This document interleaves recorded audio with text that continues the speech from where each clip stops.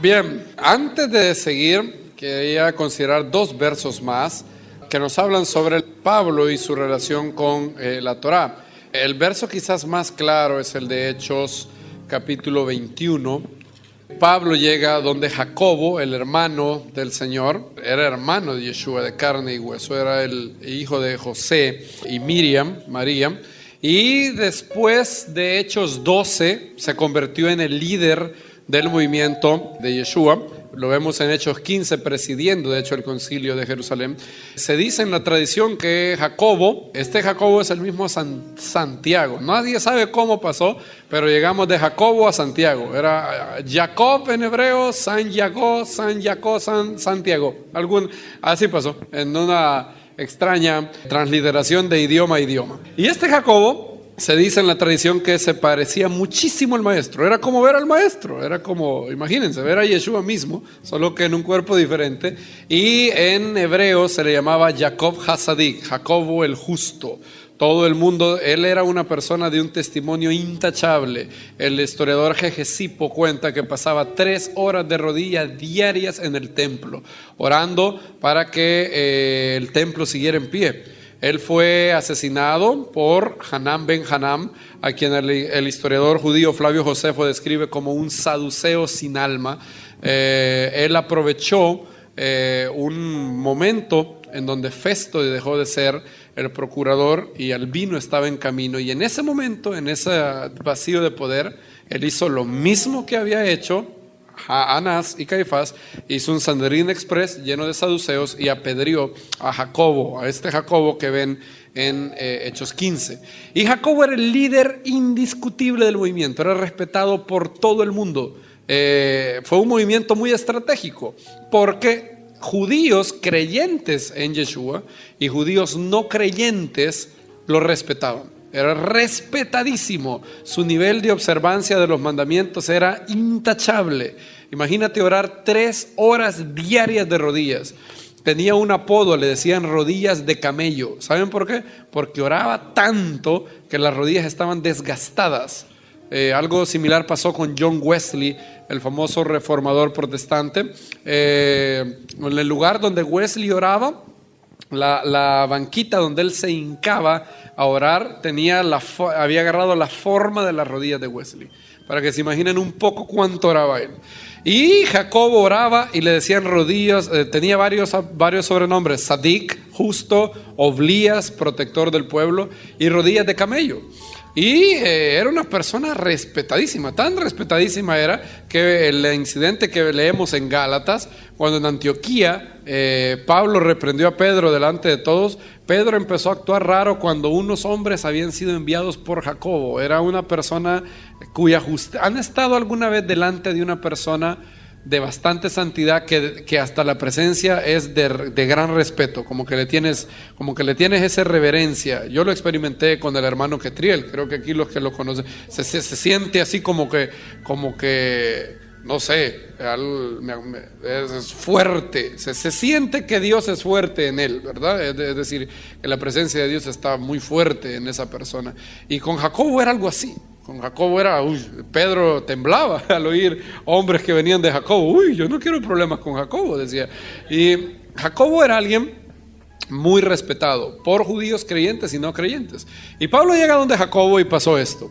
Cuando lo oyeron, Jacobo le dice a Pablo, glorificaron a Dios y le dijeron: ya ves, hermano, cuántos miles de judíos hay que han creído, todos son celosos de la Torá. Es algo bueno para ellos. Pero hay un problema, se les ha informado en cuanto a ti. El problema eres tú, la mala reputación que te han hecho, que enseñas a todos los judíos que están entre los gentiles a apostatar de Moisés, diciéndoles que no circunciden a sus hijos ni observen las costumbres. Eso es cierto, es mitad verdad. Pablo decía a los gentiles creyentes que no estaban obligados a circuncidarse, tenían que ser judíos, no tenían que guardar los mandamientos que aplicaban al pueblo judío y no tenían que estar sometidos obligados a guardar toda la Torá de igual manera que el pueblo judío. Eso lo decía Pablo a los gentiles que habían creído, pero algunos, haciendo mucho lashon hara, haciendo chisme, y calumnias decían que Pablo decía eso de los judíos, y ese es el problema. Pablo enseñaba a los gentiles que no tenían que convertirse en judíos para ser salvos. La salvación no era por ser judío ni nada por el estilo, y el problema es que alguno interpretó que lo mismo que Pablo enseñaba a los gentiles también lo enseñaba al pueblo judío, y eso no era cierto. Y dice: ¿qué hay pues? La multitud se reunirá de cierto porque oirán que has venido. Haz pues esto que te decimos. Hay entre nosotros 4 hombres que tienen la obligación de cumplir voto de nazareo. Tómalos contigo, purifícate con ellos, paga sus gastos. Había muchos sacrificios de animales que se tenían que pagar, un poco cuantioso. Y todos comprenderán, oigan lo que todo el mundo va a comprender, todos comprenderán que no hay nada de lo que se les informó acerca de ti, sino que tú también andas ordenadamente guardando la ley. Hechos 21-24. Es decir, Pablo también andaba como ordenadamente guardando la ley. Y eso era lo que los apóstoles pensaban de Pablo, y Pablo, para probar que de verdad él andaba ordenadamente guardando la Torá como judío observante, hizo el voto de nazareo y los sacrificios que él describe después en la cita que recién leímos, ¿verdad? ¿Se acuerdan de esa cita? Es esta, Hechos 24-17. Aquí, en Hechos 24-17, él está comentando lo que pasó ese día en Hechos 21, cuando él ofreció sacrificios en el templo, hizo el voto de nazareo y todo. ¿Cómo andaba Pablo? Ordenadamente guardando la Torá. Ese es el Pablo bíblico, es el rabino Shaul que siguió siendo fariseo todos los días de su vida. Obviamente él no guardaba la Torá para ser salvo, ¿verdad? No es que guardaba los mandamientos como un mecanismo de salvación, eso no, él lo hacía por obediencia, por amar a Dios. Es como cuando un cristiano diezma, ¿verdad? ¿Te salva el diezmo? ¿Por qué lo haces entonces? Exacto, es lo mismo de Pablo, exactamente. Él no decía que la salvación era por obras, ni un mecanismo salvífico, ni nada por el estilo, pero si alguien de verdad ha tenido un nuevo nacimiento en su vida, lo que genuinamente va a fluir de él es amor a Dios, obediencia a Dios, ¿verdad? Es como compruebas que tu fe es cierta, porque Jacobo dijo: muéstrame la fe, ¿por qué? Por tus obras, ¿verdad? Aquel que dice que tiene fe y no tiene obras, pues eso está raro. No es que las obras no son, es un juego de palabras. Las obras no son la condición de tu salvación, pero son el resultado de tu salvación. Es decir, no es lo que te salva, pero es lo que deberíamos esperar si de verdad fuiste salvo, ¿verdad? Es decir, una cosa es que sean la condición de la salvación, no lo son, pero sí son el resultado de la salvación. Es como la fiesta del pueblo judío. Primero es la Pesach. Cuando ellos salieron de Egipto, pusieron la sangre del cordero en los dinteles de las casas, ¿verdad? Ellos no recibieron. ¿Dónde recibieron los 10 mandamientos? ¿En Egipto o fuera de Egipto? Fuera de Egipto. Primero fue la libertad por el cordero en los dinteles de las puertas, y 50 días después fue la Torá. Dios no dijo: guarden estos mandamientos y yo los saco de Egipto.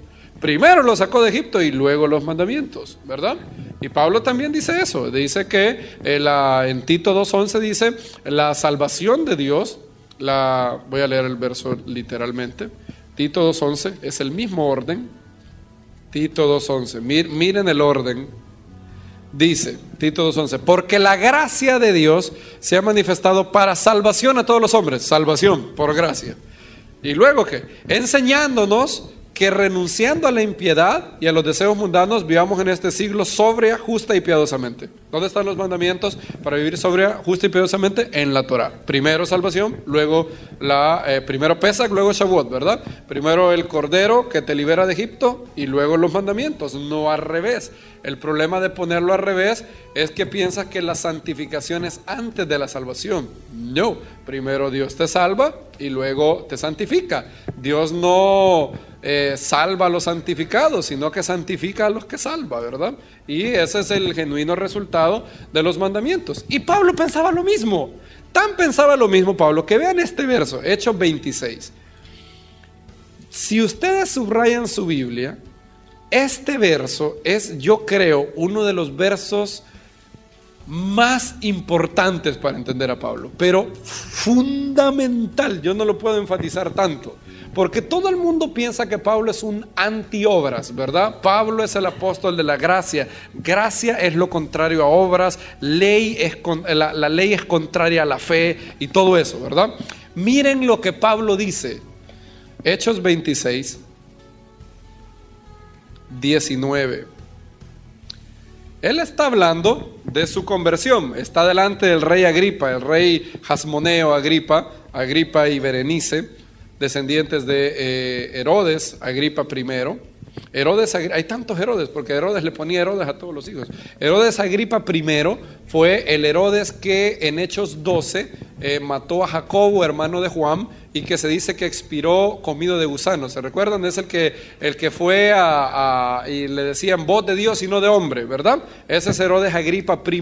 Bien, su hijo, Herodes Agripa II, y su hermana Berenice están aquí, y Pablo está delante de ellos. Y oigan lo que dice Pablo a Agripa. Hechos 26, 19. Por lo cual, oh rey Agripa, no fui rebelde a la visión celestial, sino que anuncié primeramente a los que están en Damasco y en Jerusalén y por toda la tierra de Judeo y a los gentiles, oigan, que se arrepintiesen y se convirtiesen a Dios, haciendo obras dignas de arrepentimiento. ¿Ven eso? El Pablo antiobras no existe. ¿Qué dice Pablo? ¿Cuál es el resultado de la salvación? ¿Hacer qué? Obras dignas de arrepentimiento. No hay un Pablo antiobras.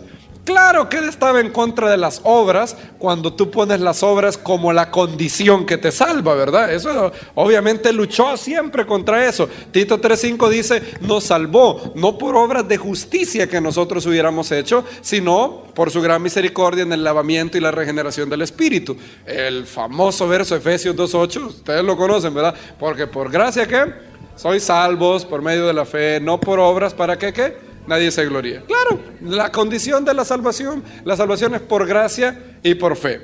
Bien, estamos claros en eso. Pero, si de verdad la fe, si de verdad naciste de nuevo, entonces lo que se espera es que esa fe que purificó tu conciencia también purifique tu comportamiento. Porque si no, Jacobo dice, el que dice yo tengo fe y no tengo obras, ¿qué es?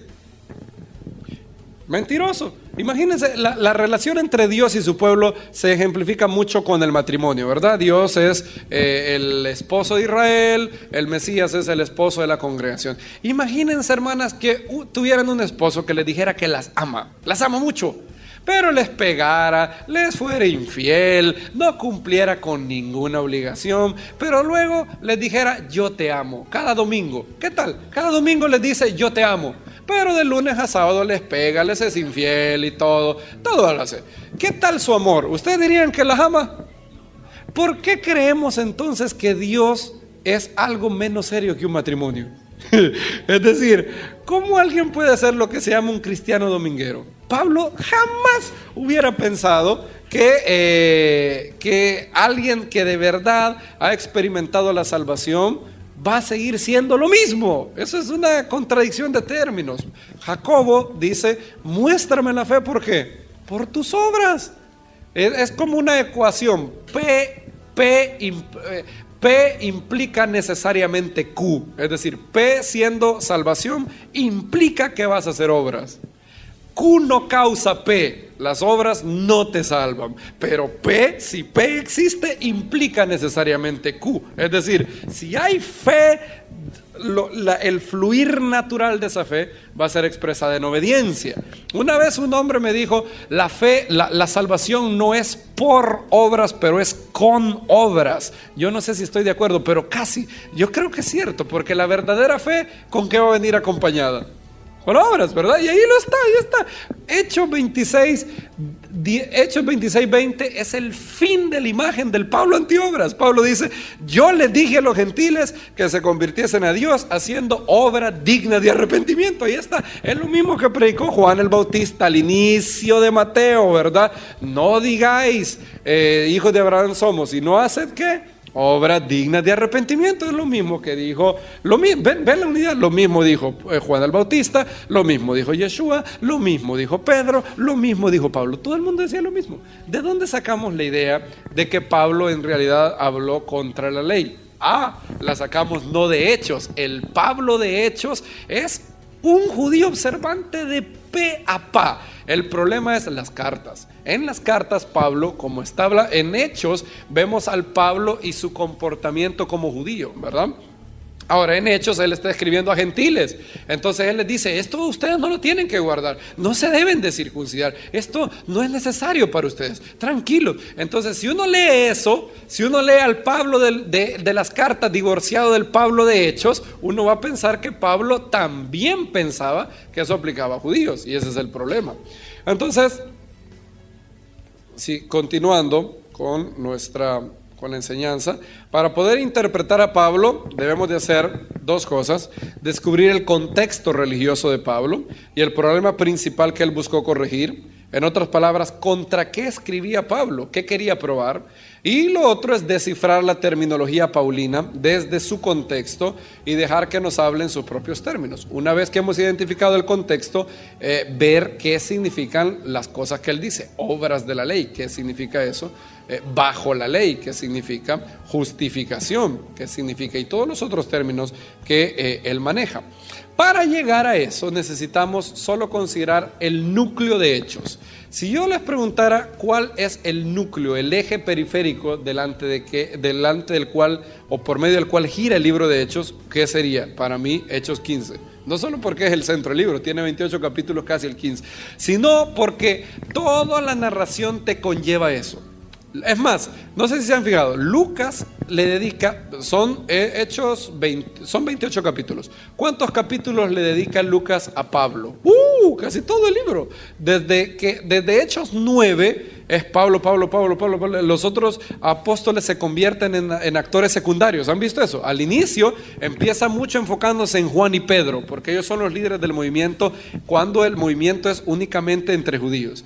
Una vez que pasa lo de la casa de Cornelio, los otros van quedando en un plano secundario y Pablo. Y lo fundamental es Hechos 15, porque en Hechos 15 la controversia que hubo con respecto a los gentiles que habían creído en Siria, Antioquía de Pisidia y en Cilicia fue lo siguiente. Este fue todo el problema. Si ustedes no olvidan este verso, es bien sencillo de hecho.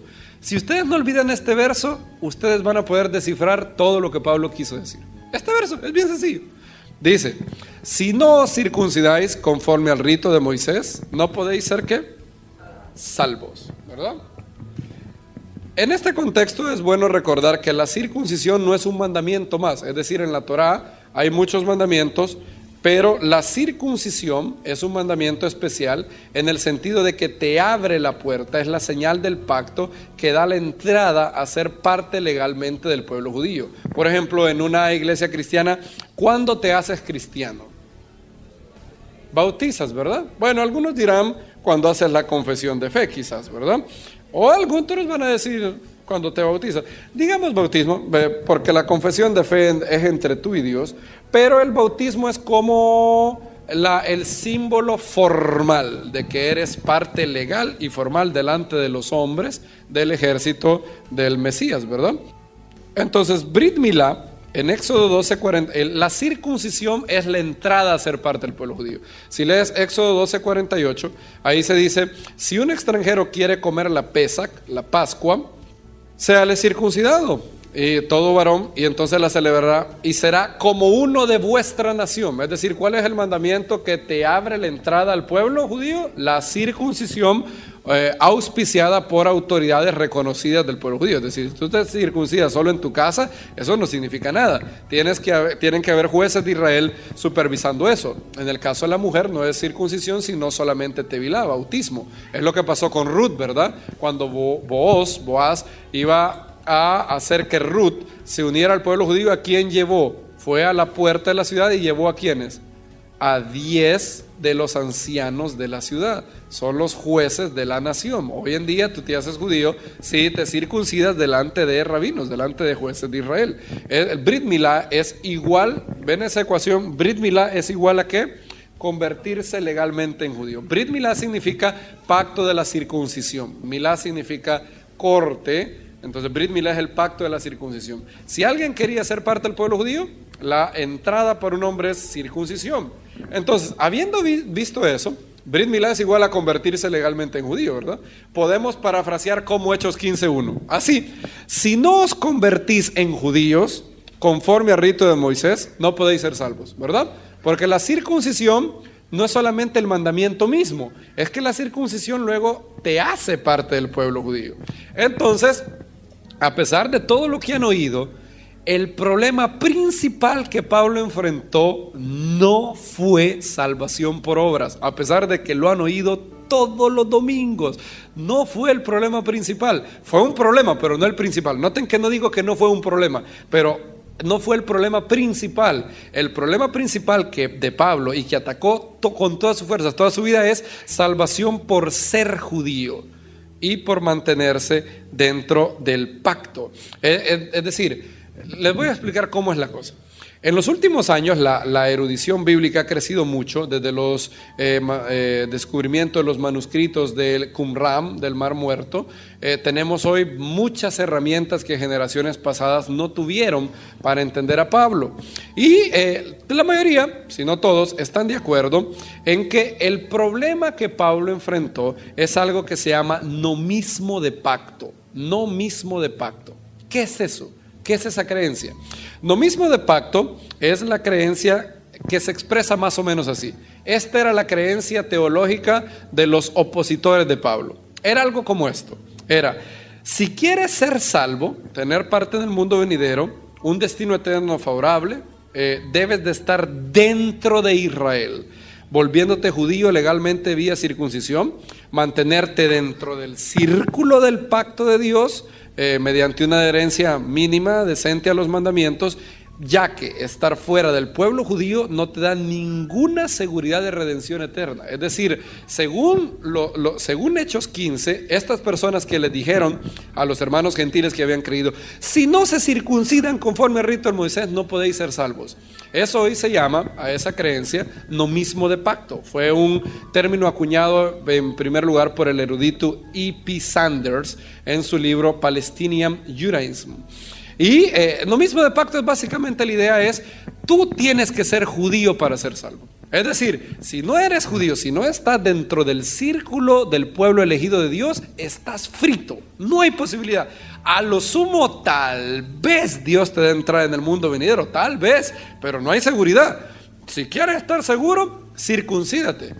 Pero yo creo que Yeshua es el Mesías, él vino a morir por mí. Sí, pero él vino a dar arrepentimiento y perdón de pecados a Israel. Si estás fuera de Israel, estás frito. ¿Se acuerdan de esa frase de Pedro? Está en Hechos 5:31, ¿verdad? Donde dice, él fue levantado por príncipe y salvador a Israel. Léanlo conmigo ahí. Hechos 5:31 dice, a Yeshua, Dios ha exaltado con su diestra por príncipe y salvador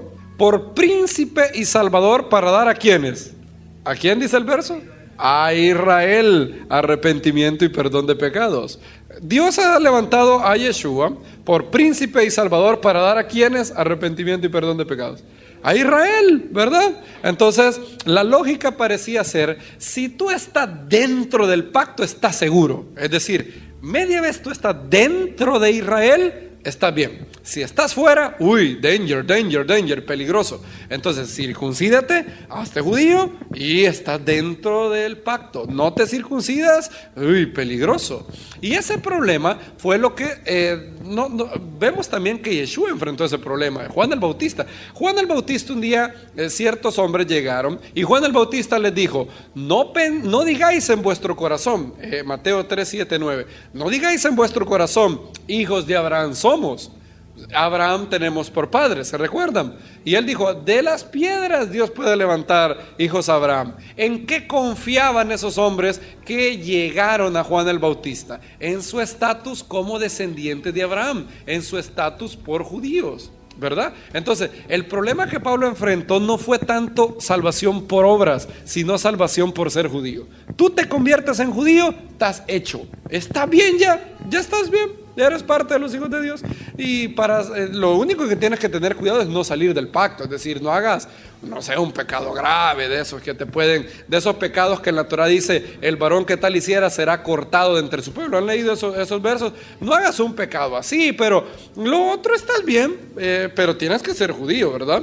Y esa era también lo que está detrás de la parábola de el rico y Lázaro, ¿verdad? El rico era un descendiente de Abraham. ¿En quién confiaba el rico? En que Abraham era su padre, ¿verdad? ¿Cuál es el mensaje de la parábola? No importa si tienes estatus, no importa.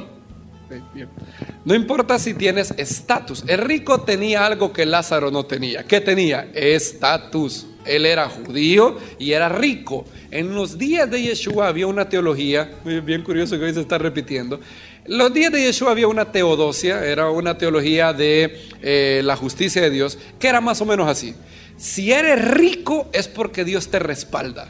Es decir, si eres rico eres porque eres un buen hijo de Dios. Si eres pobre eres porque eres un mal hijo de Dios.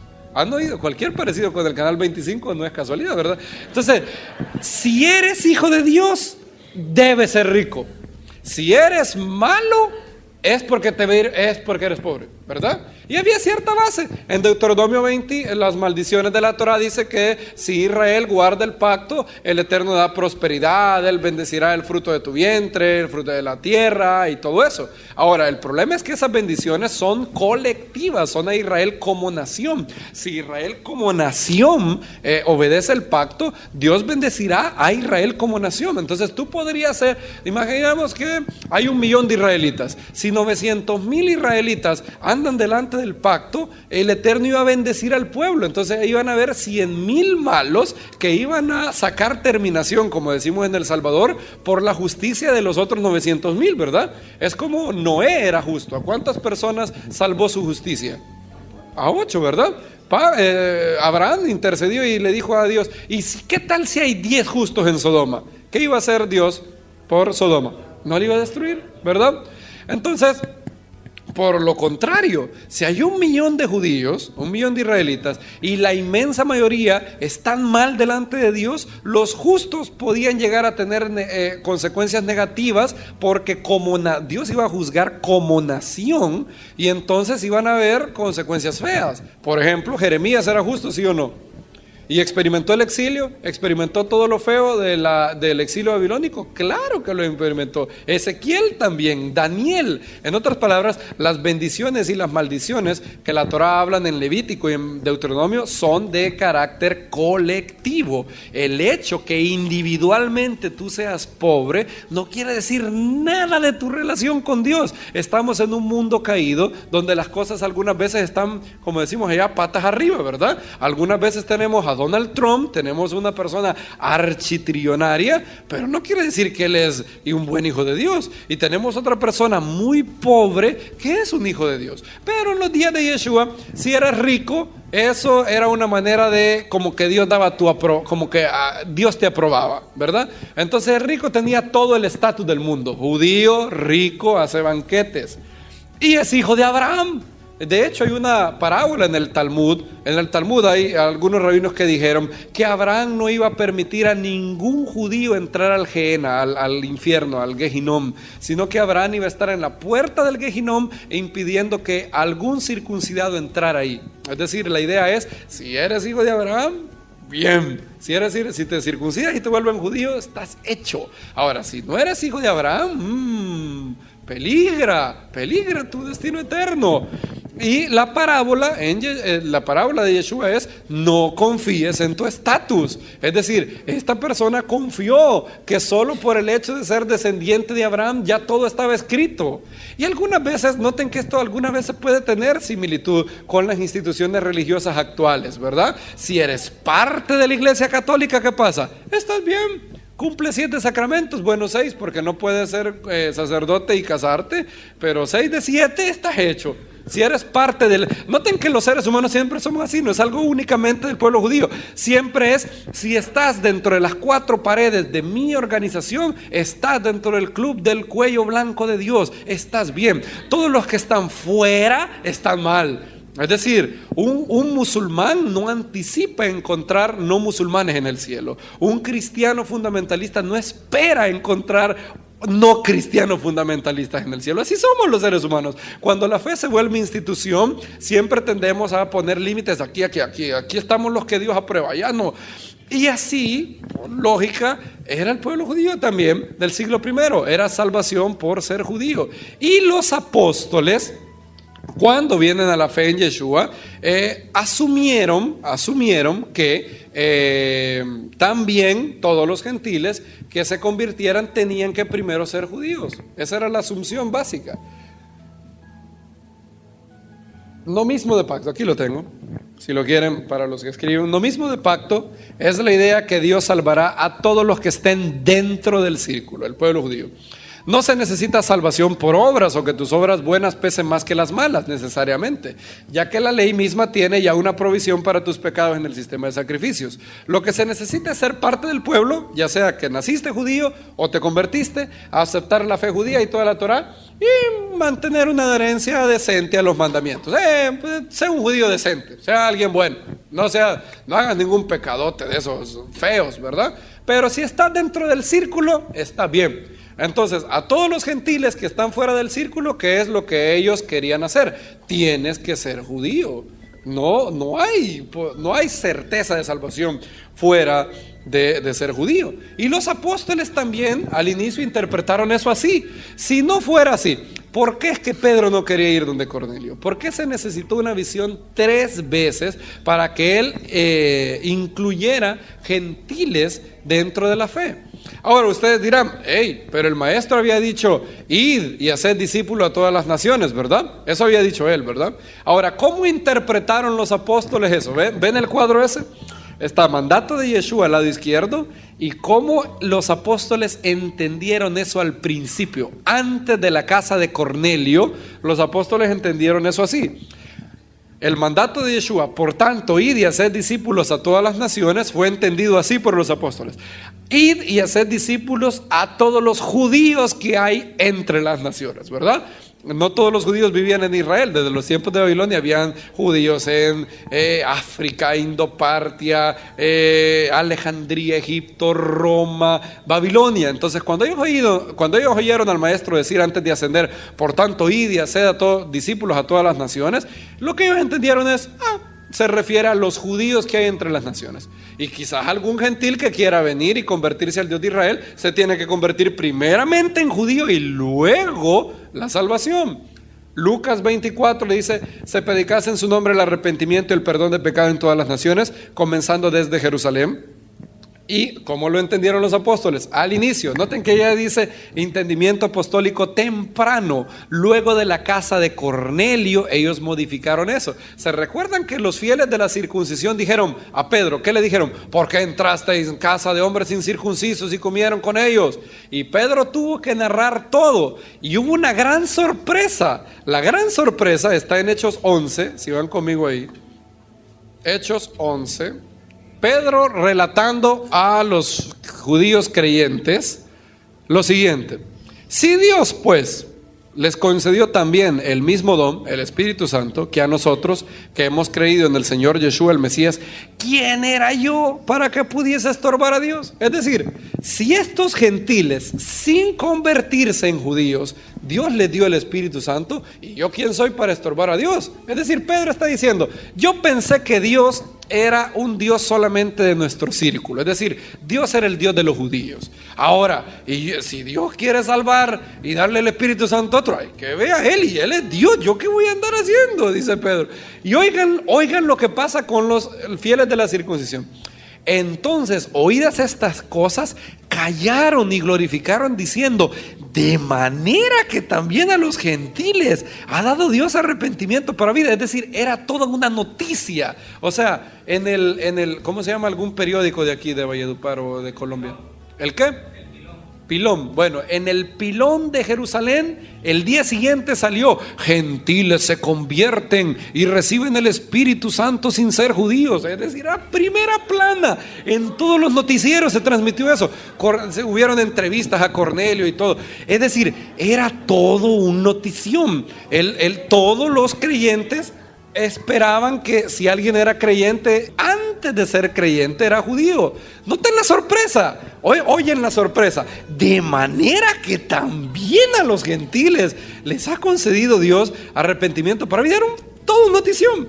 El movimiento de Yeshua era concebido únicamente para judíos y también para gentiles que se convirtieran en judíos vía circuncisión. Entonces, el mandamiento de Lucas 24:47, que se predicase en su nombre el arrepentimiento y perdón de pecados en todas las naciones, comenzando desde Jerusalén, como era entendido por los apóstoles antes de lo sucedido en la casa de Cornelio. Ellos lo entendieron como que se predicase en su nombre el arrepentimiento y el perdón de pecados a todos los judíos y a los gentiles que se conviertan en prosélitos, que se conviertan al judaísmo en todas las naciones, comenzando desde Jerusalén. Esa era el entendimiento de los apóstoles.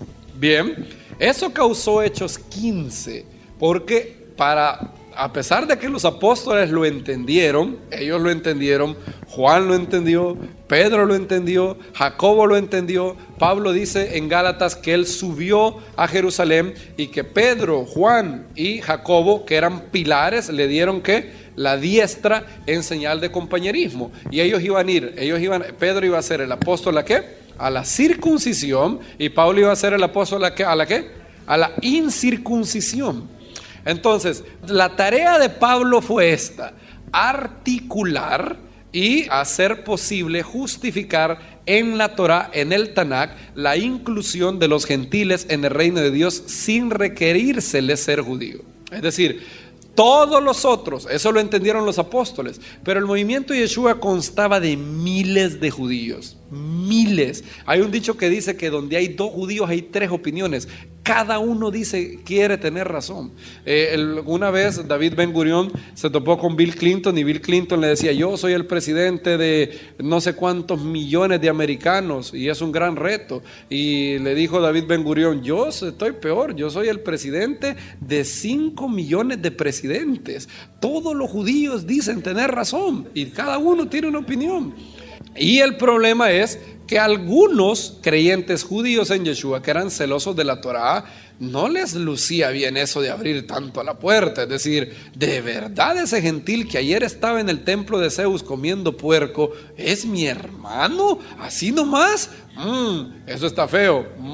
Si permitimos que eso pase, entonces la gente va a empezar a decir: ¿y de qué vale ser judío entonces? Si todo el mundo puede ser el pueblo de Dios, ¿para qué? Eso sería, imagínense que mañana un pastor para que ustedes entiendan el impacto, imagínense que mañana un pastor en una iglesia bautista se pare y diga: hermano, yo he recibido la revelación de Dios que Dios va a salvar a los budistas, va a salvar a los musulmanes, va a salvar a los ateos, va a salvar a todos van a ser salvos, los mormones, todos. Entonces, ¿qué es lo primero que va? ¿Qué sería? ¿Creen que todos dijeran amén, hermano? ¿Dijeran eso? Todos dijeron: se nos volvió loco, hay que llamar al manicomio, se volvió loco.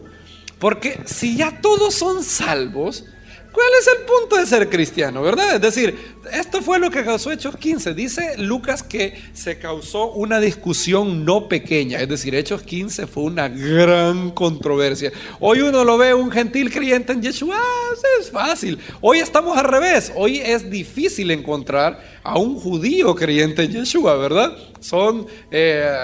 Dice Pablo que ha acontecido a Israel endurecimiento en parte, y que en Israel queda un remanente escogido por gracia, ¿verdad? Hay un remanente de judíos que sí creen en Yeshua, pero es más difícil. Hoy hasta hay un grupo misionero judío que se llama Youth for Jesus, ¿verdad? Judíos para Jesús. Es como que aunque no lo creas, hay judíos que estamos aquí promoviendo a Jesús.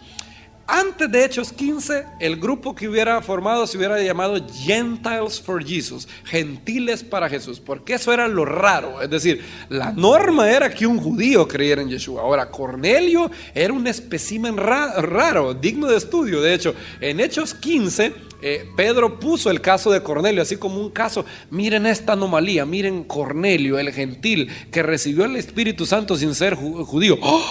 Y todo el mundo se asombraba, todo el mundo. Entonces, ¿cuál es la buena nueva de Pablo? ¿Han oído Pablo que algunas veces dice conforme a mi evangelio? conforme a mi buena nueva. ¿En qué dista el mensaje de Pablo del mensaje de los otros apóstoles? ¿Por qué Pablo dice mi evangelio? ¿Cuál es mi evangelio? ¿Qué es lo que hacía a la buena nueva de Pablo única? La buena nueva de Pablo es esta: hay perdón de pecados por medio de la fe en el Mesías, por la gracia de Dios, y no tienes que convertirte en judío para ser salvo. Ese es lo último, es lo que Pablo llamaba mi evangelio. Es decir, él tenía tanto celo de eso y lo peleaba, que él decía: este es mi evangelio. Es decir, la buena nueva es que Dios te acepta así como eres, gentil, no tienes que volverte judío, Dios te ama. Porque ¿acaso es Dios solamente de los judíos? ¿No es también Dios de los gentiles?, dice Pablo en Romanos 3. Y ese fue todo el problema. El mensaje de Pablo podría resumirse así: un gentil no necesita convertirse en judío para ser salvo, esto es, tener parte del mundo venidero y ser aceptado por Dios como su hijo. Ese es el mensaje de Pablo. Así, en resumidas cuentas, ese es el mensaje. Un gentil no necesita convertirse en judío para ser salvo. Porque ¿cuál era la opinión contraria a Pablo? Si no os circuncidáis conforme al rito de Moisés, no podéis ser salvos. Entonces, ¿cuál es la respuesta de Pablo? No necesitas ser judío. Y recuerden que circuncisión implica convertirte en judío. Eso es lo que te da la entrada. El que se circuncida será como uno de vuestra nación, dice Shemot, Éxodo 12:48. Entonces, Pablo dice, el mensaje de Pablo se puede resumir en un pie, así, rápido, en 30 segundos, así. Un gentil no necesita convertirse en judío para ser salvo, para tener parte del mundo venidero y ser aceptado por Dios como su hijo. Ese fue el mensaje de Pablo. El mensaje de Pablo era ese: tú no tienes que convertirte en judío para ser salvo. Ese fue todo su mensaje. En ese contexto tenemos que entender la frase obras de la ley. ¿Han visto esa frase, obras de la ley? ¿Qué significa? Les voy a dar pistas. Estas son las dos pistas que tenemos para descifrar qué es obras de la ley. Pista 1: Pablo, el apóstol a los gentiles, es el único escritor bíblico en utilizar ese término, obras de la ley. No está en otro lugar. Solo está en las cartas de Pablo, particularmente en Romanos y Gálatas. Ahí es donde está. Y Romanos y Gálatas, pista 2, siempre aparece en cartas donde la controversia mencionada es el tema. ¿Cuál es la controversia mencionada? Debe ser judío para ser salvo. Ese fue todo el punto. Claro, nosotros ya sabemos lo que pasó en Hechos 15. Jacobo, viendo varias profecías, entre la más fuerte, Amós 9, él dictaminó que no era necesario ser judío para ser salvo, porque había una profecía: restauraré el tabernáculo caído de David y restauraré sus ruinas, para que el resto de los hombres se vuelvan al Señor y los gentiles sobre los cuales mi nombre es invocado me busquen, ¿verdad? Eso dice Amós. ¿Cómo prueba Amós 9 que Dios te acepta siendo gentil? Lo prueba de esta manera. Amós 9 dice que después de que él restaure la choza, la cabaña caída de David, la cabaña caída de David es la dinastía davídica, la monarquía de David, el reinado de David estaba caído debido a que desde el último rey judío, Sedequías, no había habido otro rey judío, desde el año 586 antes del Mesías en el exilio babilónico. Nunca hubo otro rey judío. Entonces los profetas vieron proféticamente a la gran casa de David. Hashem le dijo a David: ¿tú me quieres construir casa? Tú no me la construirás, yo te construiré casa. ¿Se acuerdan? Así le dijo el Eterno a David. Es decir, el reinado de David se asimila, es una analogía de una casa, ¿verdad? Ahora, imagínense no una casa, sino una choza. ¿Qué le viene a la mente la palabra choza o cabaña? En torno a estabilidad y durabilidad, tienes una casa y una choza. ¿Cuál es la relación? La choza está a punto de ¿qué? De caerse, ¿verdad? Y la palabra sukkah, eso significa. Por eso, en el sentido estricto, es un error decir la fiesta de los tabernáculos. A pesar de todo, de que lo hemos dicho muchas veces, la fiesta no se llama así. Tabernáculo en hebreo es mishkan, no es sukkah. Sukkah significa cabaña, y cabaña es ¿han visto La fiesta de los tabernáculos, cabaña no es un mishkan, no es una tienda de campaña, es algo, una chocita construida de cosas orgánicas.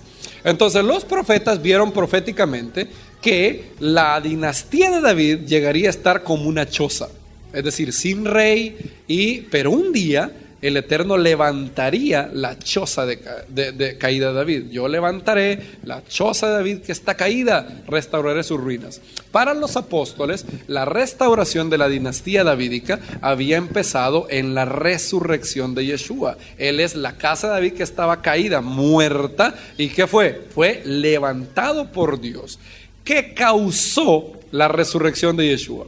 Según Amós, causaría que un gran número de gentiles, como nunca antes había sido visto en la historia del pueblo judío, buscara a Dios. ¿Se cumplió eso? Al pie de la letra. Nunca había habido un movimiento de gentiles no judíos queriendo adorar al Dios de Israel. Cuando el movimiento de Yeshua empezó, tenemos lo que tenemos hoy. Tenemos que Yeshua es el judío más famoso de todos los tiempos, es el judío más influyente que ha influenciado a la humanidad entera. Es decir, esto ya estaba profetizado en Amós 9.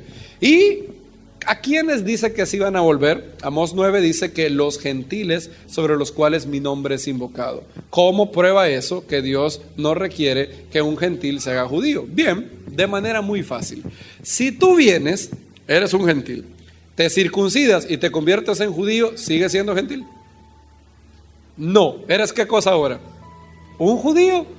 Entonces, Amós 9 dice que después, en la era mesiánica, cuando Dios restaura el tabernáculo de David, iban a haber gentiles sobre los cuales su nombre es invocado. Si circuncidamos a todos los gentiles, hermanos, dejan de haber gentiles sobre los cuales su nombre es invocado. Ahora todos son ¿qué? Todos son judíos, ¿verdad? Entonces la lógica de Jacobo es, Amós 9 prueba de que Dios aceptaría a los gentiles después de la resurrección de Yeshua siendo gentiles. No tienen que volverse judíos, porque si no dejaría de haber gentiles sobre los cuales mi nombre es invocado. Otro ejemplo, Isaías 56 dice que a los extranjeros que santifiquen el Shabbat, yo los traeré a mi casa de oración, sus sacrificios, sus holocaustos serán gratos sobre mi altar, porque mi casa será llamada ¿qué? Casa de oración, ¿para quiénes? Para todas las naciones, ¿verdad? Para todos los pueblos. Ahora, si todos los pueblos si todos los gentiles se convierten en judíos, ¿de verdad sería una casa de oración para todas las naciones? No, porque tendrías primero que convertirte a la nación judía para ser un adorador de Dios. Entonces, ese verso también prueba que si de verdad es una casa de oración para todos los pueblos, los gentiles deben seguir siendo gentiles, porque si todos se convierten, ya no es casa de oración para todas las naciones, es casa de oración de una nación, porque si el prerequisito es ser judío para que Dios te acepte, entonces es la casa de una nación, no de todas las naciones, ¿verdad? Veo que hay preguntas, nos quedan 8 minutos, voy a parar aquí para contestar algunas. ¿Sí, hermanas?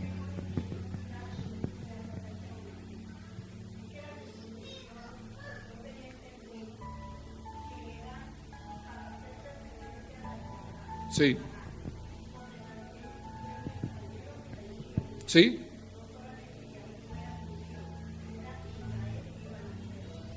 La circuncisión es las dos cosas. Si yo soy un judío y tengo un hijo, yo debo de circuncidarlo al 8º día. El niño es chiquito y yo lo circuncido ahí. Ahora, si un no judío quiere hacerse judío, quiere ser parte de la nación, él debe de circuncidarse siendo adulto. Eso es lo que Pablo hizo con Timoteo en Hechos 16. Timoteo ya era un hombre adulto.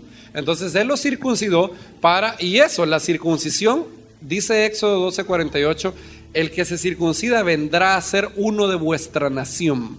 Es decir, hay mucha gente que, quizás por el contexto cristiano, olvida que el judaísmo, el pueblo de Israel, es una religión, pero es más que eso, es un pueblo, es una nación. Es decir, es como que si yo quiero ser estadounidense, digamos yo voy a Estados Unidos Yo le digo al cónsul, yo soy estadounidense porque mi primo me dio un certificado que dice que soy estadounidense. ¿Me hará estadounidense él?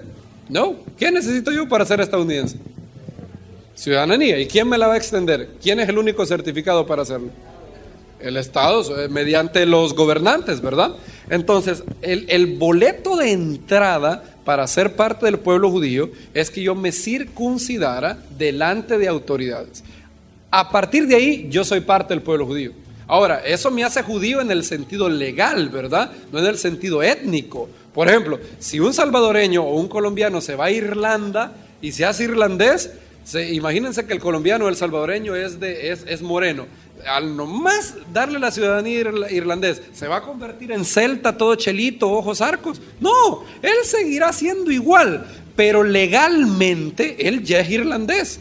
Entonces, por eso hay judíos que son negritos, otros judíos muy blancos, porque el pueblo judío no es una etnia, es un pueblo. Entonces, tú no te puedes convertir en una etnia. Si tú eres blanco y se acabó. Si tú eres latino y se acabó. Si eres caucásico y se acabó. Pero a un pueblo te puedes convertir vía legal. Entonces, la circuncisión es la entrada al pueblo judío.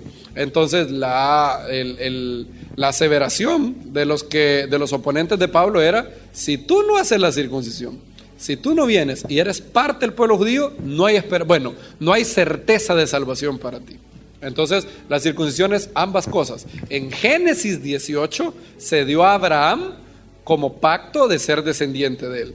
Pero no en Génesis, sino en Éxodo se dio a la nación israelita para ser la puerta de entrada. ¿Quién más tenía preguntas? Sí. Si quieres podemos dejar eso para las preguntas después de la reunión de la tarde, para no salirme del tema, porque tengo 4 minutos. Sí, es de un tema que no está relacionado. Entonces, si quieres yo lo aclaro después, porque ahorita tenemos mucho tiempo y quisiera enfocarme más en las que están directamente relacionados con el tema. Sí, ¿qué tipo de mandamiento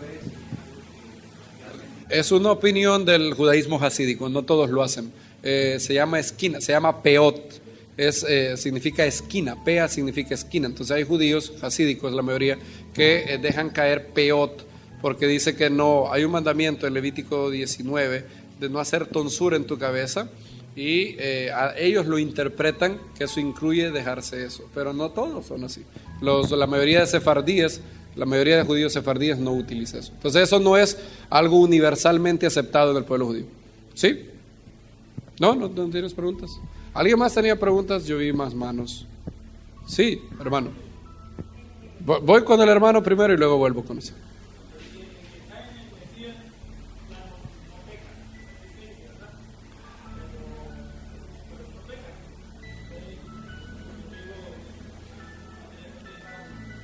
Sí, es Primera de Juan 3 y ahí él lo define bien.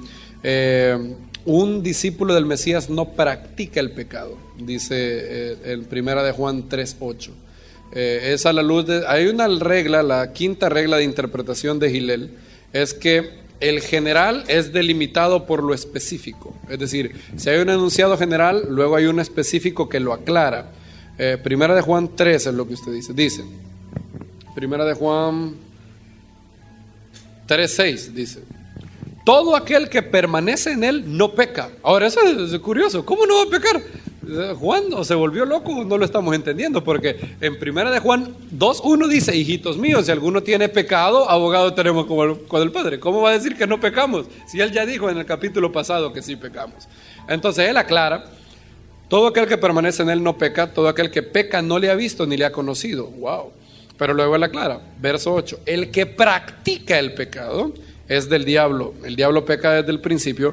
Para esto apareció el Hijo de Dios para deshacer las obras del diablo. Todo aquel que es nacido de Dios no practica el pecado, porque la simiente de Dios permanece en él. ¿Cuál es la diferencia entre caer en pecado y practicar el pecado? Caer en pecado es algo que pasa a todo creyente. Todavía, a pesar de que nuestra alma ha sido regenerada, todavía hemos sido salvos de la condenación del pecado y también hemos sido salvos del poder del pecado, pero no hemos sido salvos aún de la presencia del pecado. Eso será hasta en la resurrección.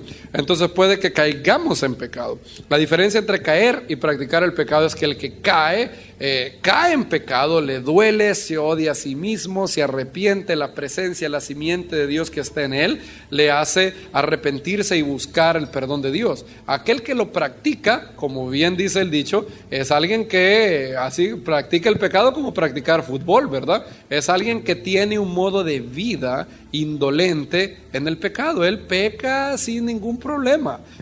Haciendo una analogía, caer en pecado sería como tropezarte, ¿verdad? Tú vas caminando, te tropiezas. ¿Cómo te levantas del tropezón? Avergonzado, dolido, ¿qué más? Raspados, es decir, eso sería caer en pecado. Caes y te duele. Ahora, practicar el pecado sería la misma caída, solo que tirarte en una piscina.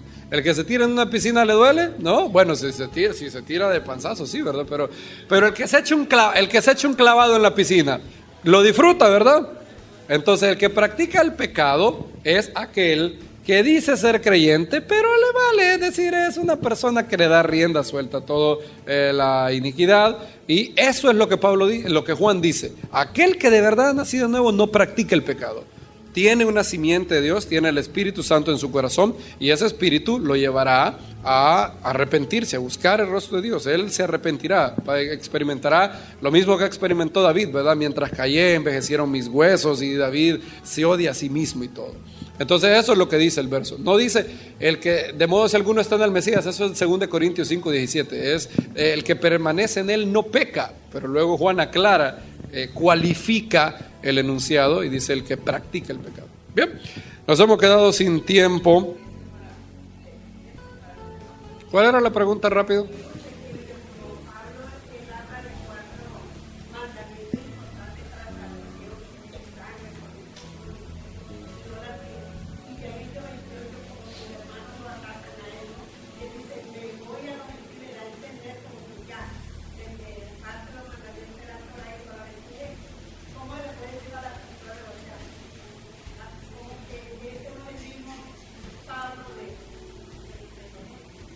Gracias, rápido, porque estamos fuera de tiempo.